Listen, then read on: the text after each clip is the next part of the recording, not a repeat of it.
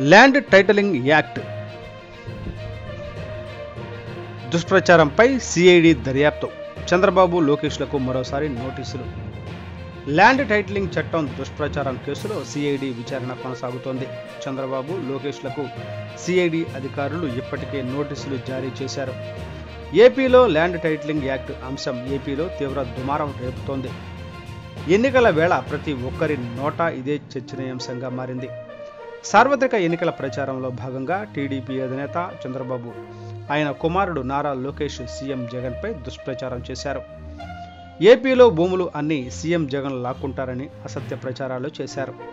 ఈ నేపథ్యంలో వైసీపీ నేతలు, లీగల్ సెల్ అధ్యక్షులు పూర్తి సాక్ష్యాధారాలతో ఈసీకి ఫిర్యాదు చేశారు. దీనిపై స్పందించిన ఈసీ చర్యలు చేపట్టాలని ఏపీ సిఐడికి ఆదేశించారు. ఈసీ ఆదేశాలతో రంగంలోకి దిగిన సిఐడి అధికారులు కేసు దర్యాప్తులో వేగం పెంచారు.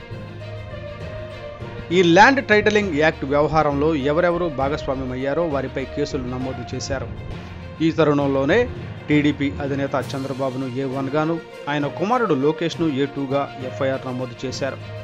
వీరితో పాటు IVRS ద్వారా కాల్స్ చేస్తున్న ఏజెన్సీపై కూడా కేసులు నమోదు చేసి విచారిస్తున్నారు. చంద్రబాబు, లోకేష్ కాకుండా మరో 8 మందిపై కేసులు నమోదయ్యాయి.